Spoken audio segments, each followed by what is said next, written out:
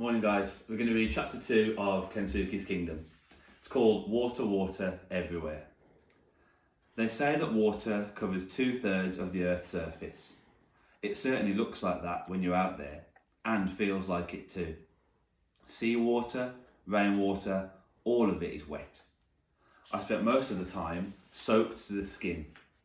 I wore all the right gear, the skipper always made sure of that, but somehow the wet still got through. Down below too, everything was damp, even the sleeping bags. Only when the sun shone and the sea had stopped its heaving could we begin to dry out.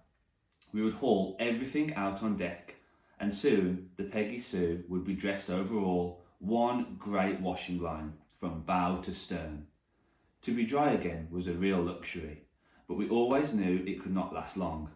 You may think there was not a lot for 3 people to do on board, day after day, week after week.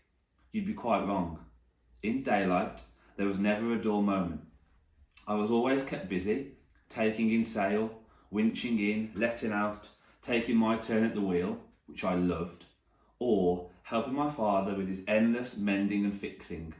He often needed another pair of hands to hold and steady as he drilled or hammered or screwed and sawed. I'd forever be mopping up, brewing up, washing up, drying up. I'd be lying if I said I loved it all. I really didn't. But there was never a dull moment. Only one of the crew was allowed to be idle, Stella Artois, and she was always idle. With nothing much to bark at out on the open ocean, she spent the rougher days curled up on my bed down in the cabin. When it was fine and calm, though she'd usually be found on watch up at the bow, alert for something, anything that wasn't just sea, you could be sure that if there was anything out there, she'd spot it soon enough. An escort of porpoises perhaps, diving in and out of the waves, a family of dolphins swimming alongside, so close you could reach out and touch them. Whales, sharks, even turtles, we saw them all. My mother would be taking photographs, video and still, while my father and I fought over the binoculars. But Stella Artois was in her element, a proper sheepdog again, barking her commands at the creatures of the sea, herding them up from the deep. Annoying though she could be, she would bring her smelly wetness with her everywhere. We never once regretted bringing her along with us. She was our greatest comfort. When the sea tossed and churned us, and my mother felt like death from sickness, she'd sit down below, white to the gills, with Stella on her lap, cuddling and being cuddled. And when I was terrified by the mountainous seas and the screaming wind, I would curl up with Stella on my bunk, bury my head into her neck and hold her tight. At times like that, and I don't suppose they were that frequent, it's just I remember them so vividly, I always kept Eddie's football close beside me as well. The football had become a sort of talisman for me, a lucky charm, and it really seemed to work too. After all, every storm did blow itself out in the end, and afterwards we were always still there, still alive and still afloat. I had hoped that my mother and father might forget all about the planned schoolwork, and to begin with it seemed like they had. But once we had weathered a few storms, once we were settled and well into our voyage, they sat me down and told me the unwelcome news. Like it or not, I was going to have to keep up with my schoolwork. My mother was adamant about it. I could see that any appeals to my father would be pointless. He just shrugged and said, "Mum's the skipper." And that was the end of that matter. At least at home, she had been my mother and I could argue with her, but not on the Peggy Sue, not anymore. It was a conspiracy.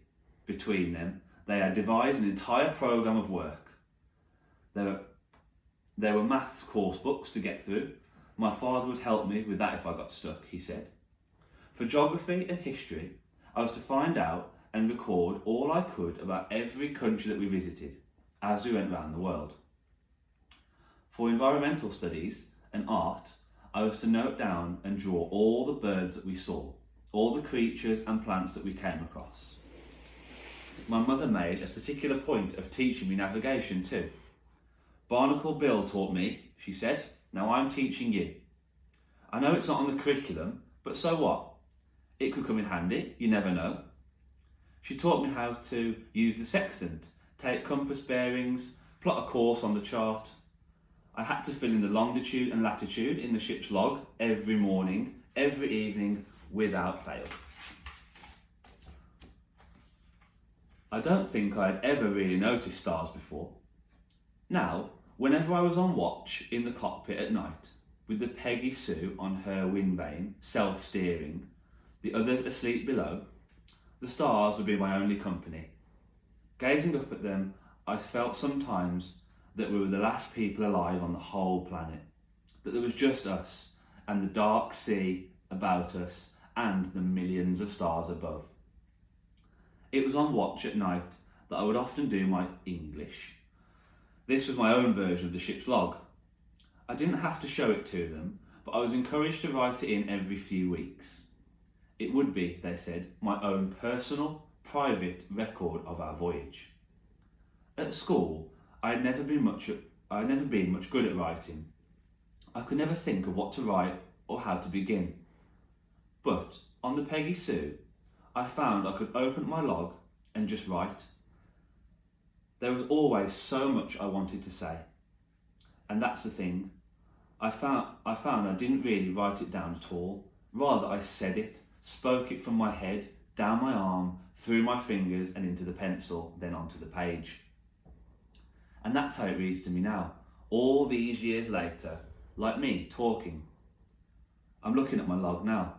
The paper is a bit crinkled and the pages are yellowed with age. My scribbly writing is a little faded, but it's mostly quite legible. What follows are just a few chosen extracts on this log. The entries are quite short, but they tell the tale. This is how I recorded our great journey. This is how it was for an 11-year-old boy as we rode the wide oceans of the world on board the Peggy Sue.